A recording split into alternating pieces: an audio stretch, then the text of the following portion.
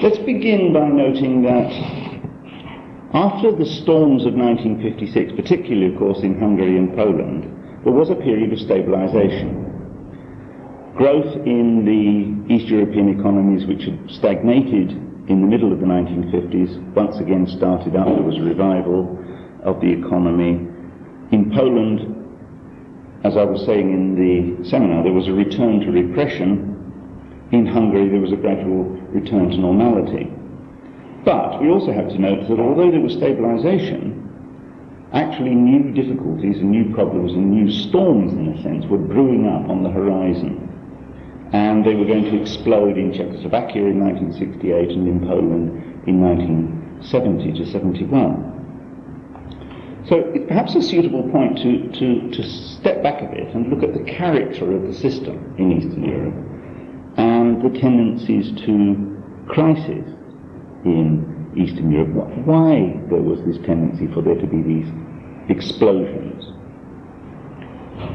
Now, so what I want to move into is the strange world of discussion about the nature of Eastern Europe. And some of the disputes which have occurred over the years about the nature of Eastern Europe sometimes seem to people to be a bit like medieval theological disputations. But I think that there are some inescapable questions which the whole debate about the nature of Eastern Europe involves. What kind of society was it that existed in Poland, in Hungary, in Czechoslovakia, and of course behind all them all in the USSR? That's one question. What sort of society? If we can answer that question, we must also be able to answer a question: what were the tendencies of development, as it were, in these societies? If you want to use the Marxist phrase, what were the laws of motion of these societies? What were the inner tensions and contradictions inside these societies? And a not unimportant question: what's the relationship between these sorts of societies and capitalism? Are they different from capitalism? Opposed to capitalism? Or are they somehow connected with capitalism? Are they superior to capitalism, as supporters of the Communist parties claimed? Are they inferior to capitalism, as Western thinkers claimed? Or are they a variant of capitalism, as in the end I'm going to argue today? Now, the answers to these grand questions, how we can, in a sense, determine the answers we give to more specific questions. You see, you can ask a question like, what exactly was the role of the Communist Party in Poland?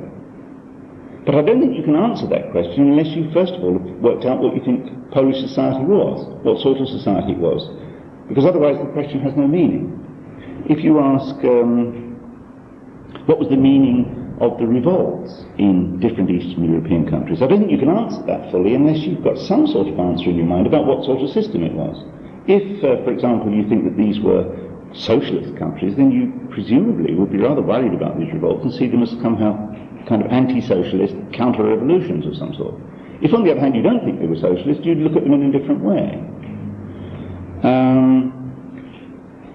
Or if you thought that they were a backward totalitarian sort of system, then you might see the revolts in Eastern Europe as an aspiration to establish parliamentary democracy.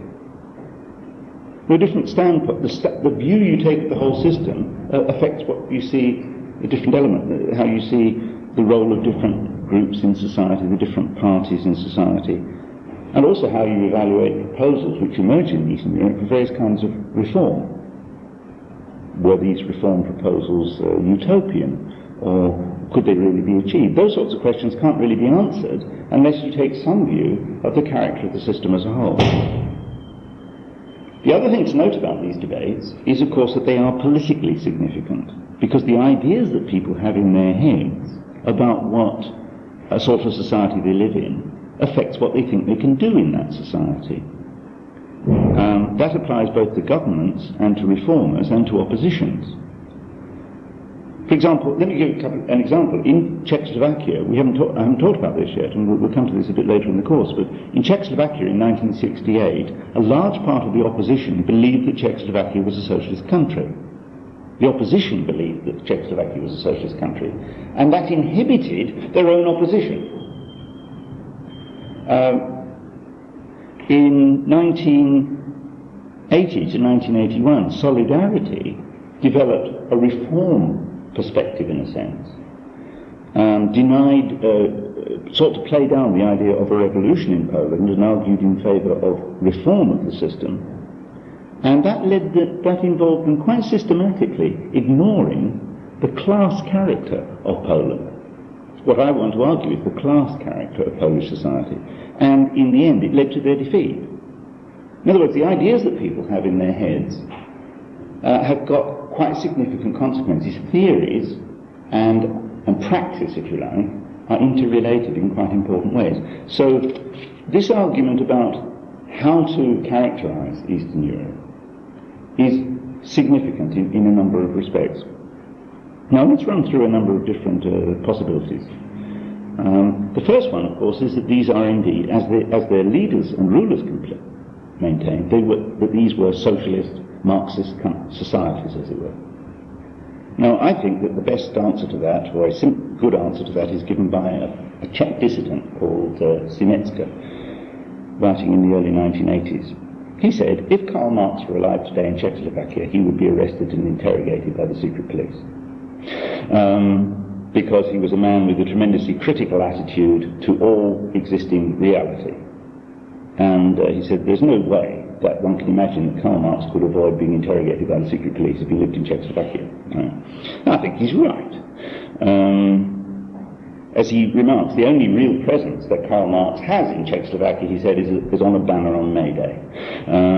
Otherwise he has no... I found it very interesting. I went to Poland in 1986, and I thought, well, here I am in a communist country. I'd like to get myself a souvenir. So I'll go to a Polish bookshop and buy the Communist Manifesto in Polish, a little pamphlet. I'll go. And I went around all the bookshops in Warsaw, and none of them had any Marxist literature in them. It was quite interesting. This was a communist country, and they didn't actually have a copy of the Communist Manifesto for me to buy and read. If I'd gone to, grassroots these days, frontline books, I could have picked one up in Manchester. In several bookshops in Manchester, I could have got one. You couldn't get one in Poland. If you apply the normal criteria, I think still pretty normal criteria of socialism or communism to East European society, I think you have to say it doesn't fit. Is there production for need? Is it the case that the whole production system in those countries has been geared to meeting the needs in terms of the living standards and so on of the population? I think you have to say no. Is it the case that there is, to use that good old phrase, a dictatorship of the proletariat? What that means, basically, does the working class rule? And you have to say no. Rather, it would be better, I think, if you wanted to apply the ideas of Marx, look at what Marx said about the revolutions in France in the 19th century. He said that they didn't abolish class antagonisms, they substituted new classes for old ones, new conditions of oppression and new forms of struggle. And that's probably not a bad starting point. So, if they aren't socialists, the question then is, what are they? Now, let's turn for a moment and look at what Western political science has had to say about this.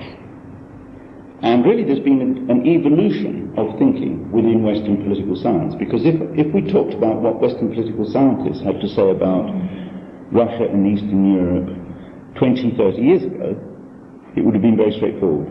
They would have said, these are totalitarian societies. And this was the language which was used by Western political science in the 50s.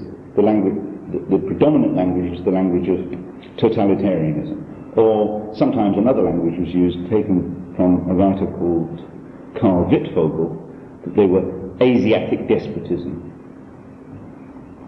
But the image which was presented in the Western political science literature, and which was taught to whole generations of students, was an image drawn really from science fiction. Above all, from a famous book which probably everybody's come across, by George Orwell, called 1984. The image of Big Brother and Winston Smith.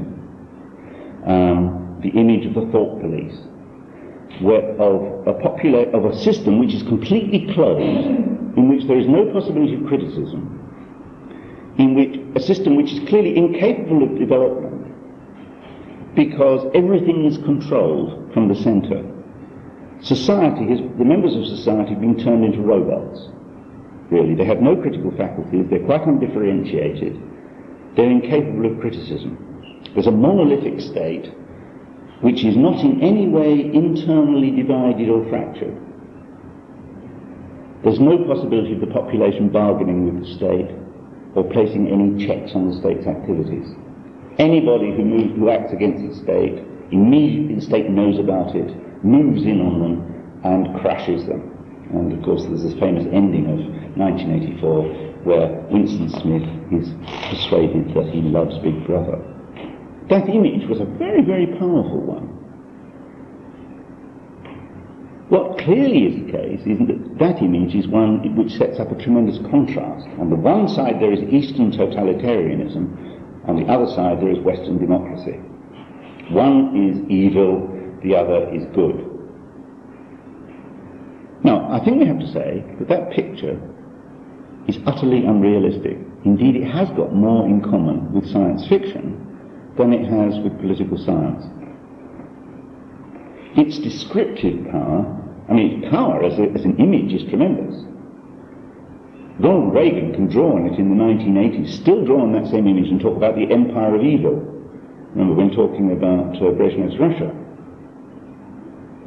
But, it is a science fiction. The Empire of Evil also reminds us of Star Wars, and movies, and so on. But in terms of its empirical descriptive power, or its predictive power about what's going to happen in Eastern Europe, it's got very, very little connection with reality. Because when we look at Eastern Europe with relatively honest eyes, we have to say, internal conflict inside Eastern Europe has been endemic. It's not the case that everybody thought the same, and so on. It's not the case there was no conflict. It's not the case that everybody loved Big Brother. It's not the case that state's control was total. It's not the case that the state was never internally divided, and so on and so on and so on. The state in practice, at various points in the development of different countries, had to bargain with the population, had to accommodate to pressures from the population and so on. Society wasn't passive. It was not made up of Winston Smiths. And the responses of the population in Eastern Europe varied from absenteeism from work, not working with any degree of enthusiasm, making jokes about the regime. Eastern Europe generated more jokes, political jokes, than probably any other area in the world. People made very, very sophisticated jokes, which were spread around. When I went to Poland, people kept telling me jokes. Now there's no jokes in Eastern Europe because people don't know what to think, but they all knew what they thought in one example, one genuinely international joke. What animal has an arsehole in the middle of its back? I was asked in Poland. I said, I don't know. A police horse, they said, which you could crack anywhere, in suitable circumstances. What is the difference between socialism and capitalism? Under capitalism, there is exploitation of man by man. Under socialism, it is exactly the other way round. Right. Jokes like that. There were hundreds and hundreds of these jokes that people cracked. There was criticism. And the joke was a form of struggle, and people cracked them and invented them and passed them around, and they went over the borders from one country to another because they always fitted these jokes. That was at the level of individuals. People resisted, and in the same way, of course, as in the West. They also resisted in an organised way. They sent complaints to the newspapers. The newspapers had complaints columns, which became a way for the regime constantly be testing the temperature in society. Sometimes they organised themselves, sometimes they rioted, and sometimes there were attempts at revolutionary overthrow. All this is hardly a picture of 1984. You see, the problem with the totalitarian or Asiatic sort of picture of Eastern Europe is that it assumes that society isn't changing. You see, Asiatic society in the classical picture, was a society that hardly changed from century to century. But when you look at Eastern Europe, it was dynamically changing all the time. It was a society whose rulers were trying to change it very, very dynamically, to expand its production, to suck masses of work people from the countryside into the towns, and so on. They revolutionized production. The result, they created new social forces. They expanded the size of the working class and shrank the peasantry. They educated the mass of the population. There was a tremendous public education drive in Eastern Europe. Whatever else one says about the system, they invested enormous amounts of money in development of technical education and so on. The industrialization drive created crises of over-accumulation, economic crises, which produced splits and divisions amongst the rulers, and so on and so on. And those crises provoked various kinds of resistance and revolt amongst the population. So the totalitarian image, I don't think will do. The more recent tendency in Western political science, both in America and in Britain, has been to not draw such a sharp contrast between the USSR and Eastern Europe on the one side and the West on the other, but actually to make comparisons between them and actually suggest there's a lot in common. Quite an interesting trend of ideas. I've got a handout, by the way, which you mustn't go without, which is a sort of bibliography of this debate. So the people, writers like Jerry Huff and others, American Russian expert, said, well, if you really look at what happens in terms of politics inside Eastern Europe, there are interest groups. You know, people talk about interest groups in Western politics. There are interest groups in Eastern politics. If you look at, so there's a sort of pluralism, they said. One writer talked about bureaucratic pluralism inside Eastern Europe. There are mechanisms of complaint. People talk about the apathy of the Russian voter or the Polish voter or whatever.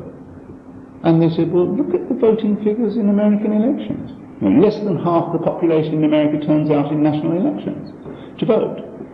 In fact, by measure, curiously enough, there's less apathy, perhaps, in Russia than in the United States. This is an American political scientist saying this. Or people say that Russia is ruled by a gerontocracy. This is particularly in the Brezhnev era. They're all very old men. You know, those terrible old men with their iron grey hair sitting there ruling Russia.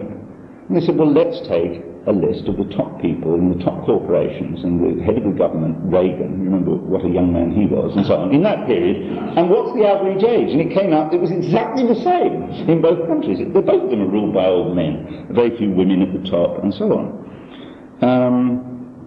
Now, empirically, the studies which Western political scientists have done more recently, I think are much more interesting, much better. You can actually learn a lot in terms of empirical material from reading books by all sorts of writers who've started to explore the real working of Russian and East European society. However, I think that whole tradition of political science has got some weaknesses, whether it was the totalitarian school or the modern pluralist school, as it were. And that is that they tended to look at political processes separately from economic and social processes. They were good, they provide us with lots and lots of very interesting descriptive material, but theoretically, I think they're rather thin. As is also true, as a matter of fact, of their accounts of the United States or of Britain. So what I want to do in the remainder of the lecture is to turn to what I think is a more interesting set of traditions, which are the traditions of dissident and critical Marxist theories of Eastern Europe. So many of the ideas which come up in these are not restricted to dissidents and Marxists. You find actually that quite a lot of other authors will, at various points, people who wouldn't regard themselves as dissidents or Marxists will also repeat some of the ideas which I want to put forward. And I want to consider three schools of thought. I'll say what they are in advance and help you organise your notes. The first one is what we might call the Trotskyist tradition, which treats Russia and Eastern Europe alike as being somewhere between capitalism and socialism, but not as being not a class society. The second tradition and the third tradition alike agree that Russia is a class society, a class-divided society. The first tradition, the second then, says Russia is a class society, but it isn't a capitalist society. And the third tradition says Russia is a class society, but it is a capitalist society. The phrase is state capitalist society. And best thing, I'll tell you about each of the three schools. First of all, Trotsky's theory. See, Trotsky was a great revolutionary thinker and activist. He was really the organizer of the October Revolution in Petrograd in 1917. He was the leader of the Red Army, and of course famously he then was expelled from the Communist Party as a leader of the left opposition in the 1920s. He was driven into exile and finally murdered by one of Stalin's agents in Mexico in 1940. Now Trotsky had to grapple in the period of his defeat, of his battle against Stalin and his defeat by Stalin. He had to grapple with the question, what on earth has happened to the Russian Revolution?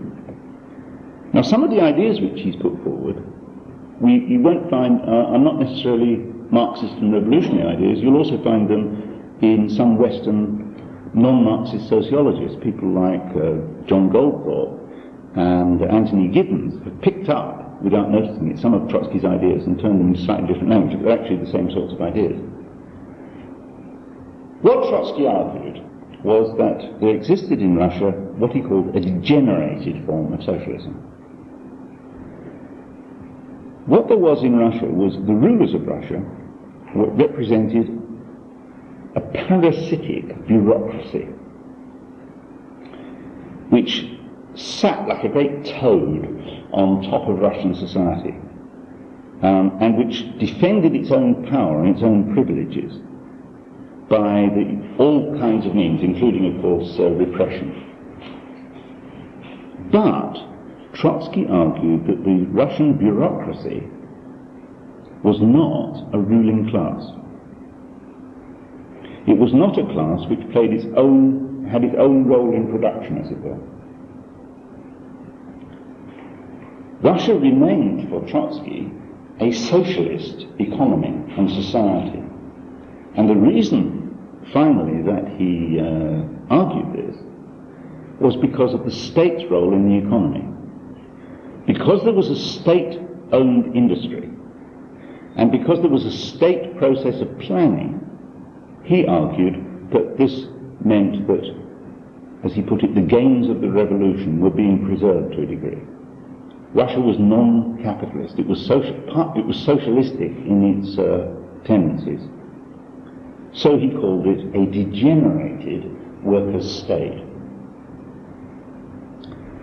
Now, there are many problems with Trotsky's characterization, and I'm not going to try and cover all the points in the time we've got, but let's ask the question, I think a key question. Is Trotsky right in saying that there's not a ruling class in Russia and Eastern Europe? Is he right in saying that there isn't that those who rule in those countries do not play a particular role in production and don't have their own aims in production which they impose on society? Now, Trotsky's picture might be, you could say, well, it might fit Russia in the 1920s. But it hardly fits the world of crash industrialization. It hardly fits the world of 5-year plans, the forced collectivization of agriculture.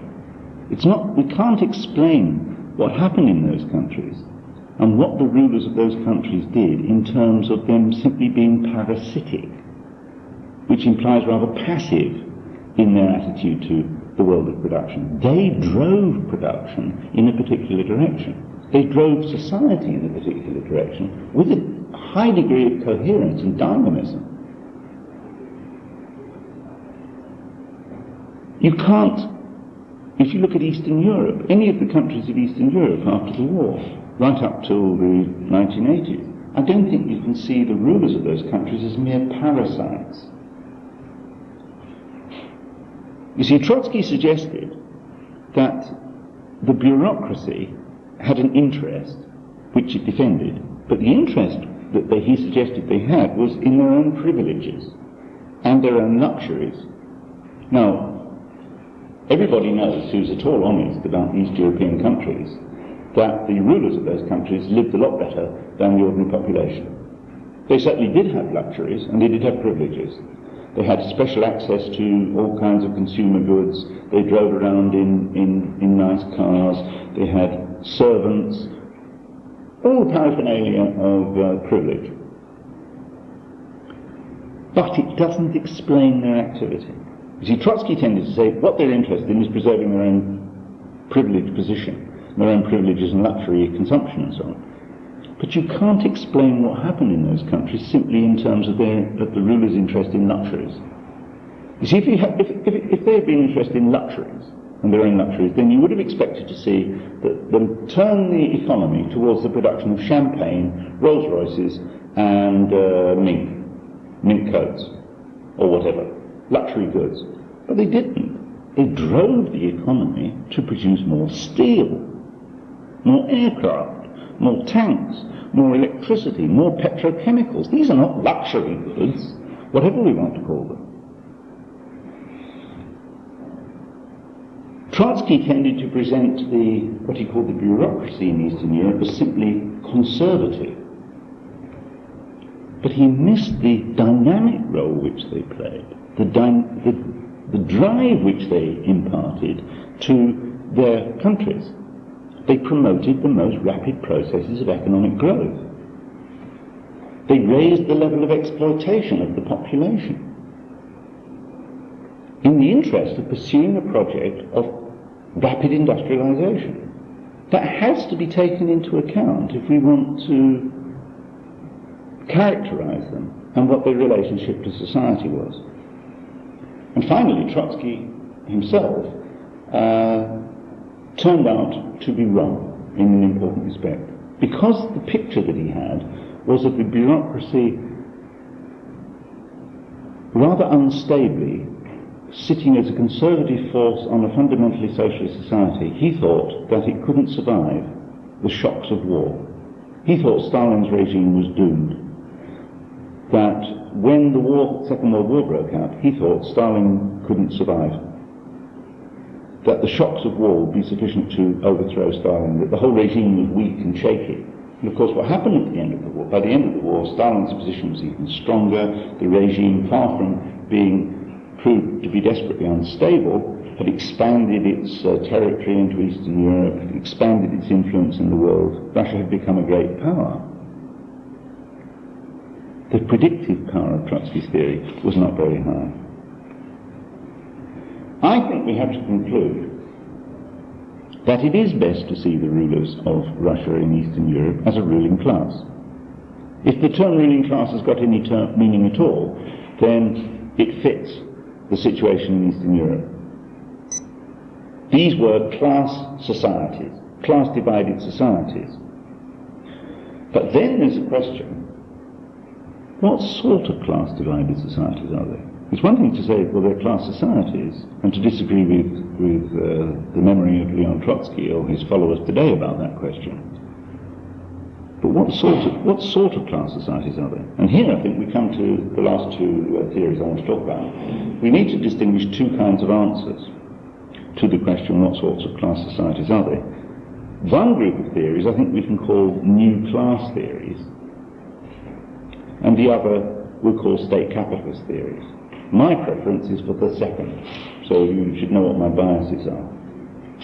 Let me try and explain. Firstly, the new class theories.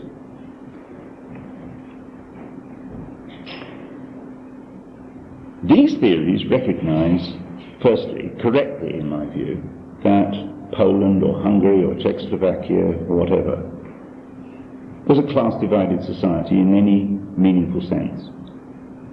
That's to say, they were not socialist countries, even degenerated socialist countries. They were class societies, exploitative societies, if you like.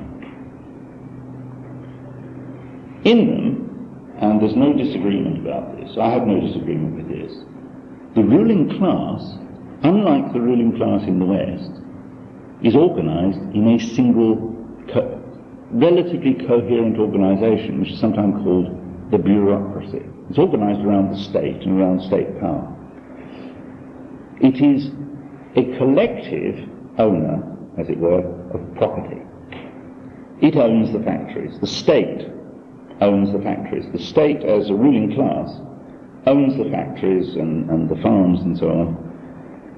It owns that property and excludes the majority of society from directing or using that property except with its permission. It exploits and it oppresses the majority of society. In that sense, we have to say this is a form of class society. But the new class theorists say it's not a capitalist society. What it is, they say, is a different kind of class society. It's a new, unexpected perhaps, a new kind of social formation which can't be understood in the same terms that we understand capitalism. It is, if you like, the world is divided into two sorts of class societies today: capitalist societies and non-capitalist class societies.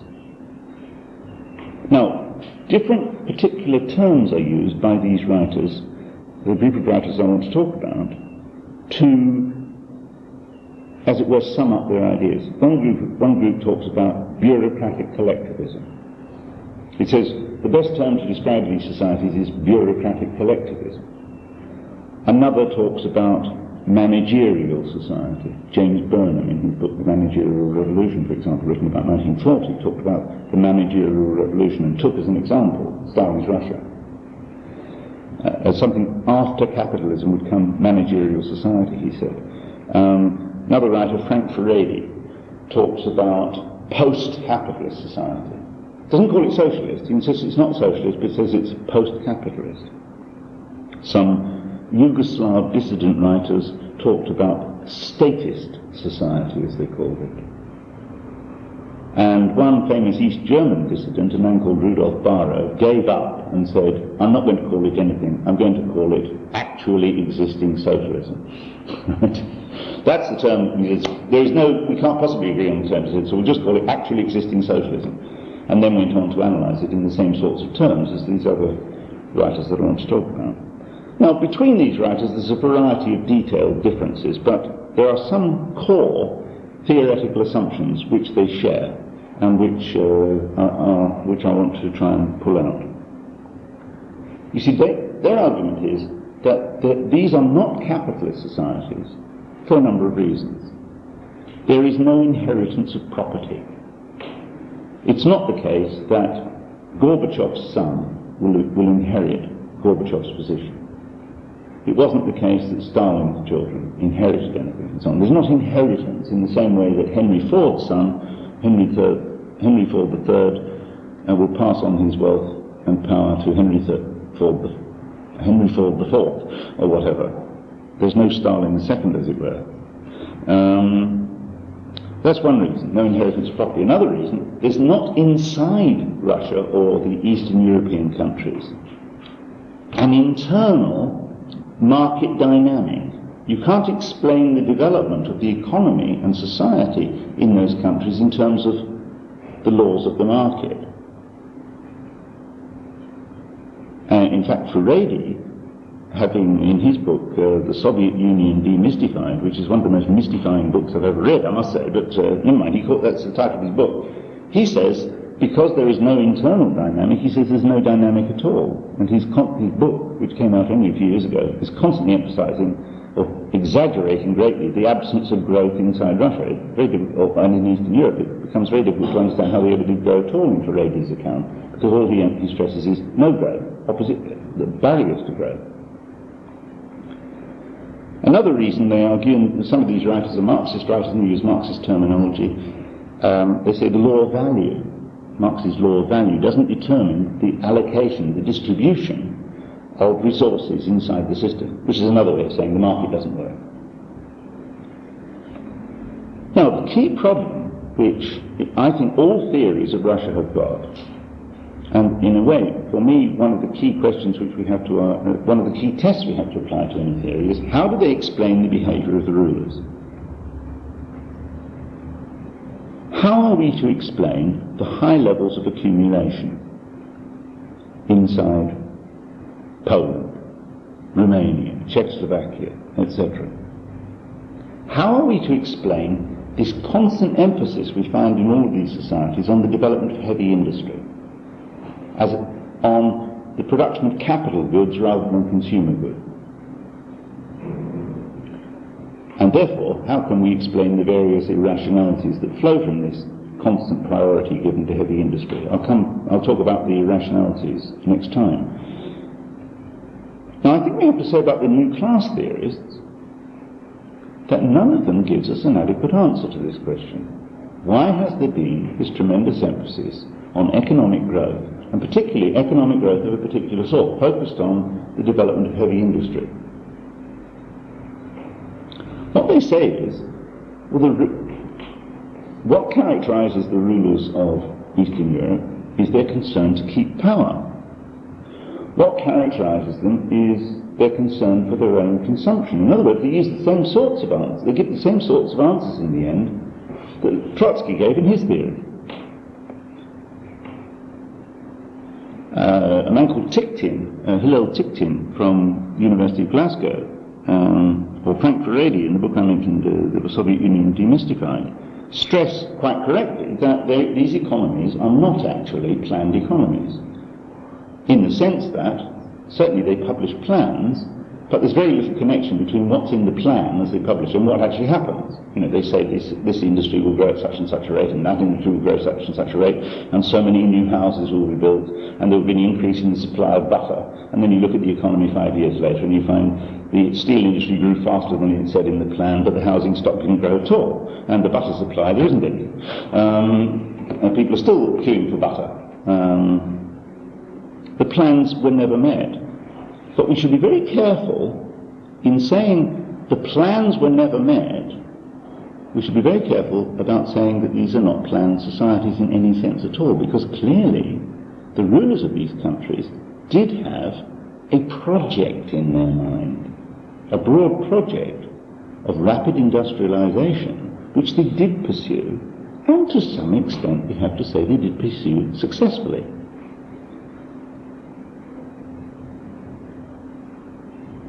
Why this emphasis? We come back to the question, why this emphasis on heavy industry, on the growth of heavy industry? Now, Antonio Carlo, another writer, says, well, basically it was pathological, he says, this emphasis on heavy industry, which is another way of saying he can't explain it. Whenever you fall back on psychological explanation of somebody's behavior, basically it means you can't explain them, which is my view of psychology. Now, Tikhtin and Furedi evade the issue by focusing in their work one-sidedly on the barriers to growth. There's no question there are various barriers to growth in Eastern Europe, and they've become increasingly important in the 1970s and 1980s. But if you only talk about the barriers to growth without the drive to growth, you give a completely one-sided picture, and indeed they do. They give incredibly one-sided pictures. You would never imagine from reading those writers that there had been a great big process of economic expansion in either Russia or in Eastern Europe since the 1930s. You would never guess that the Sputnik was first launched in Russia rather than in the United States. You would never guess that anything works.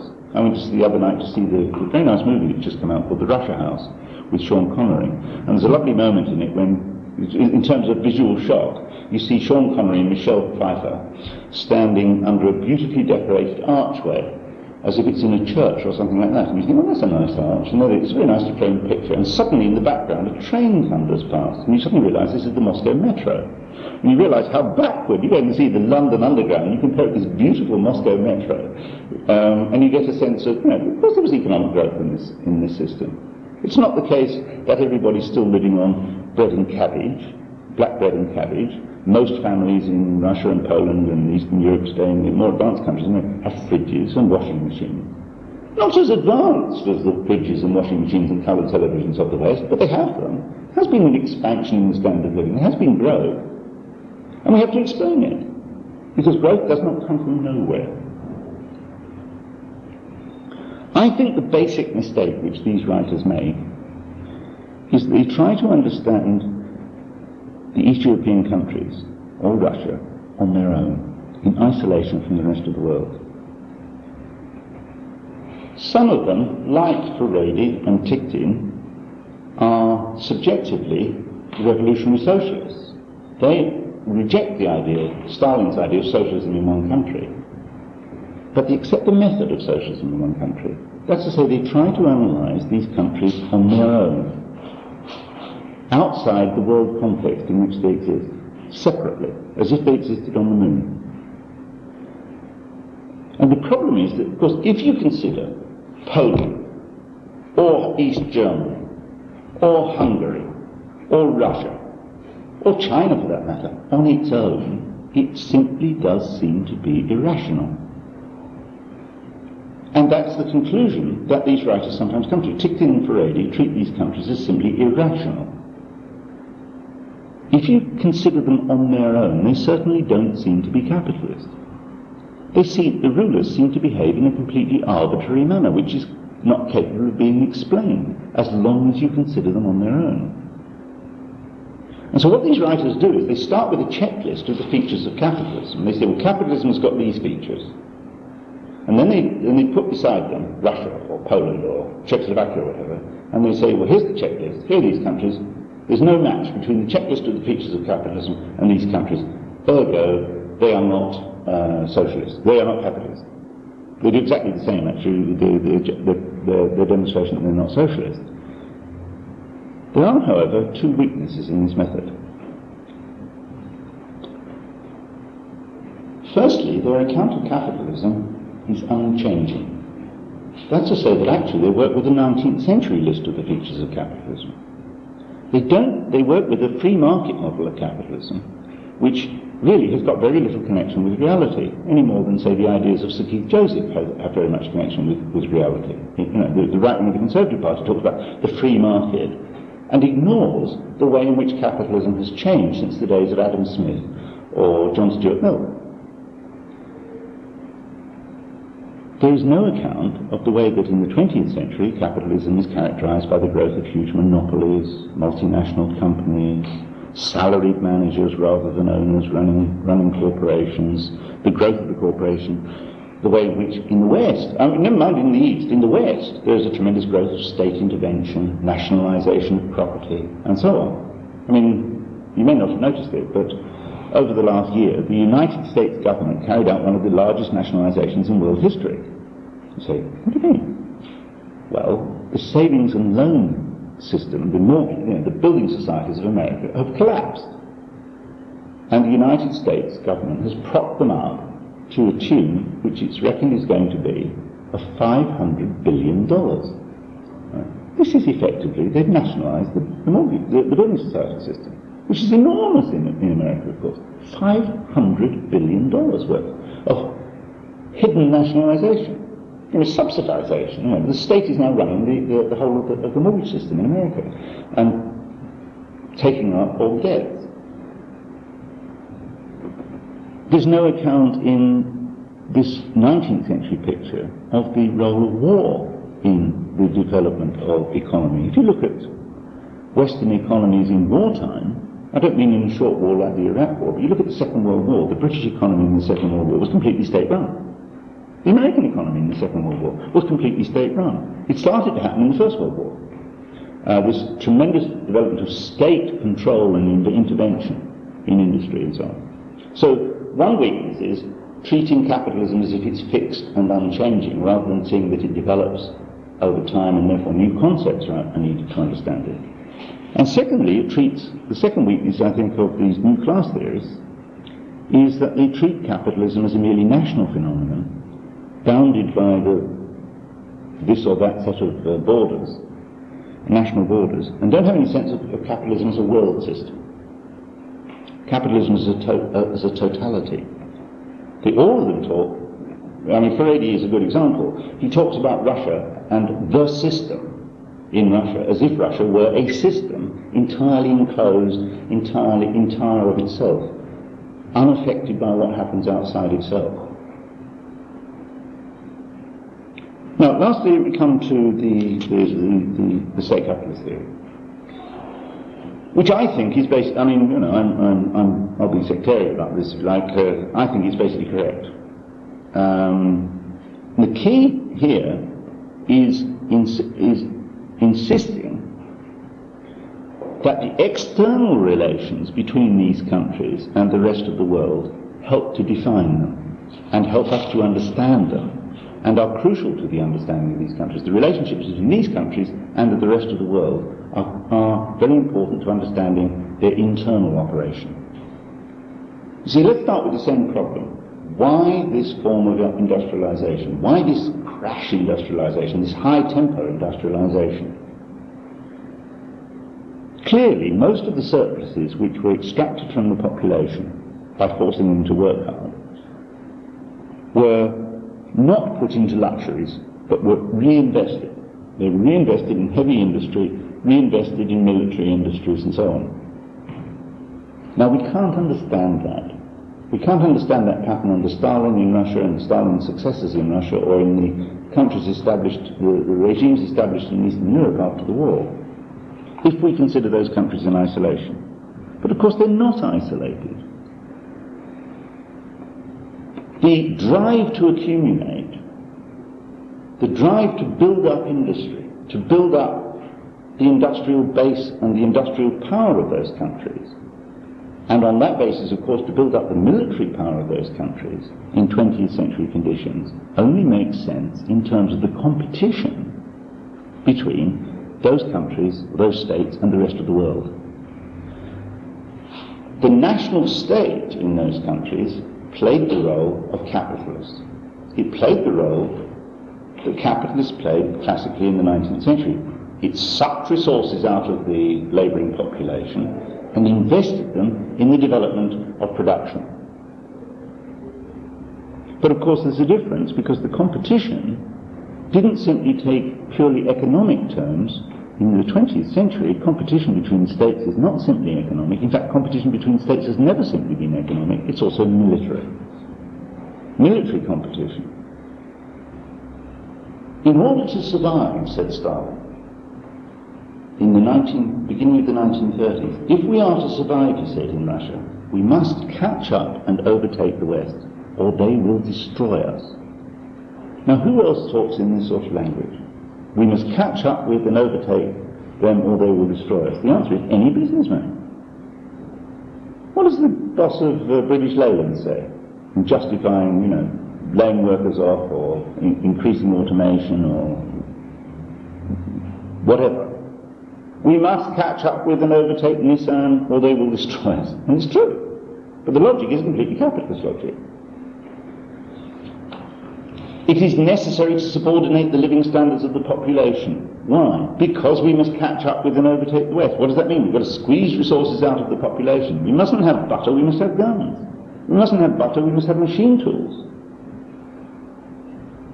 We don't put resources into agriculture and into consumer goods and housing and so on. We put it into the development of our petrochemicals industries, into the development of our steel industry, and so on and so on, in order to be able to compete as a whole economy with the West, with the more advanced West, remember, and it's a difficult operation, concentrating resources in your hands through the state to try to catch up with more advanced powers in order to be able to survive, because those powers are threatening. And what we have, in a sense, in the countries of Eastern Europe is an extreme case of a tendency, anyway apparent in capitalism, towards concentration and monopoly. This time through the state. Now, state capitalism is not something, I think, which we only see in so-called communist countries. That's to say that understanding Eastern Europe is not, actually helps us understand other things in the world. Many backward countries which don't call themselves communist also have elements of the same kind of economic life. So too do many advanced countries today. I mean, Britain may have gone through a process of quote-unquote privatization of some of its industries, but it still has an extensive state intervention, pattern of state intervention, whatever the rhetoric of the government. The same is true of the United States. The same is true of Germany. It's even more true of countries, of course, like Japan. Some of the largest concentrations of nationalized industry that we find in the world are in countries with anything but communist governments. Franco's Spain had a very extensive nationalized sector. Well-known communist, Franco. That well-known socialist regime, the South African government, the pillar of communism, has an extensive state sector which is built up. and so on. The origins of the idea of state capitalism are not to be found actually in the study of Russia or the East European countries, but in the study by a man called Bukharin, who's a Russian Marxist thinker, in the period of the First World War, when he was trying to make sense of what was happening to the great powers, the way in which they were concentrating in the hands of the state the direction of the economy in the period of the First World War. If you like, what's peculiar about state capitalism in Eastern Europe is only two things. Firstly, that of course in Russia it developed out of the decay and defeat of a workers' revolution. And secondly, that it is a particularly complete form in Eastern Europe. But it was quite wrong, it seems to me, to treat state capitalism, as a writer like Faraday does, for example, as simply something which is anarchic and unsuccessful. Actually, state capitalism has been associated with some notable successes in terms of economic growth. Japan could never have industrialized without the role of the state in driving the industrialization of Japan forward. The industrialization of the USSR was a major achievement. However bloody and brutal it may have been, it was a major achievement, and could not have been achieved in any other way. The industrialization of Eastern Europe after the war was a major achievement, and if you want to see how major an achievement it was, you have to look at Eastern Europe before the war. In the interwar period, the East European economies did not grow at all. They had no dynamism. The state after the war succeeded in driving them forward. Another example of the success of state capitalism is, funnily enough, the United States during the Second World War. Once the United States went into the war, the government galvanized all through the 1930s, the United States economy had been in depression. Nothing seemed to, even all the efforts of Roosevelt and his New Deal, failed to lift it out. Once, however, the state took command and pumped military orders into the factories and so on, the American economy doubled its size in 4 years. It was an extraordinary growth achievement. It was impossible, it would have been impossible without the state. Now, I think we have to say that state capitalism is not, in other words, the system in Eastern Europe is not entirely unusual. We have in some ways a variant form in Eastern Europe of a perfectly normal part of capitalist development. Having said that, I think we then have to say, there isn't time for me to go through this, but let me just point out that it does require, this theory, that we re-explore some of our concepts, that we think them through again, that we don't treat them as and take them for granted and don't think about our world in terms of the language of the 19th century. We have to rethink such terms as society. We have to say society is not simply a national, but it's a world phenomenon. That we live not in British society, we live in world society, the British bit of it. That what happens in Britain, or what happens in Poland, is shaped by forces quite outside Poland or Britain. As government after government in Britain, of course, has found out to its cost. Not only is there no socialism in one country, there's nothing in one country, if you like. And we need, our methods and our concepts need to grasp that much more clearly than we've tended to do in the past. If we talk about class, we have to redefine class, in part, to understand the phenomena of modern capitalism. We can't think of class simply in 19th century terms.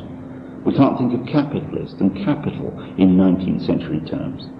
We can't think of competition in simply terms drawn from textbooks which assume a free market economy and which leave out military questions, which leave out state intervention, and so on. And lastly, we can't talk about the state, which is the central object of study in political science. We can't talk about the state as if simply it is a single state standing over society, controlling society. It is also, we have to say, an instrument and an agent of competition. We do not live in a system with a state, we live in a system with many states, and the interaction between the states is very important to defining the states. We've only to think about the war in the Gulf to recognize that states deal with each other as well as with their own populations, and part of what defines them is their interrelationships with each other. So all our concepts, in a sense, need to be rethought in part. Let me make three final observations, which I will develop further in lectures, because we're going to have to stop. The first one is that state capitalism is a form of capitalism which does not manage to abolish the problems associated with capitalism. Capitalism has a cycle of boom and slump. So does state capitalism, and I'll try and show next time. Capitalism has a tendency to run into stagnation. So also does state capitalism, as I'll try and show. That's the first thing. That like capitalism elsewhere, state capitalism also is subject to crisis, if you like, crisis patterns. The second thing is that there are various circumstances in which state capitalism tends to be adopted.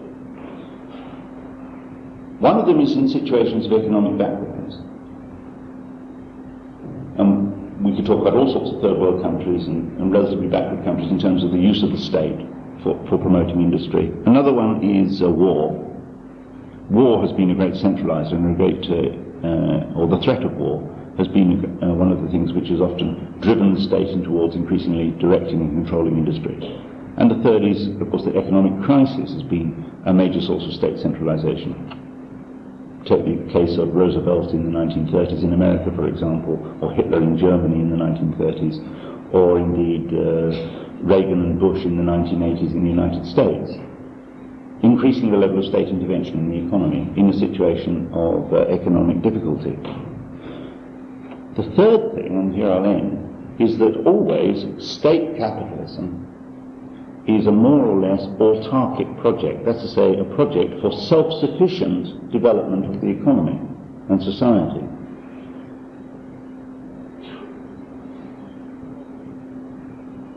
There's an attempt always to develop the economy in isolation from the rest of the world, to cut down trade dependence and so on, associated with state capitalism. Now, in the period of the 1930s to the 1960s, in the world economy as a whole, there was a tendency towards state capitalism. It was the tendency of the whole system, in a sense, in all sorts of different manifestations in different countries. But increasingly, and this is crucial for understanding the last 20 years in Eastern Europe, not only in Eastern Europe, but everywhere across the world, national economies have become increasingly open. They've been forced open by an increasing multinationalization of the world economy. Multinational companies, multinational trade, multinational capital flows, multinational specialization of production, and so on.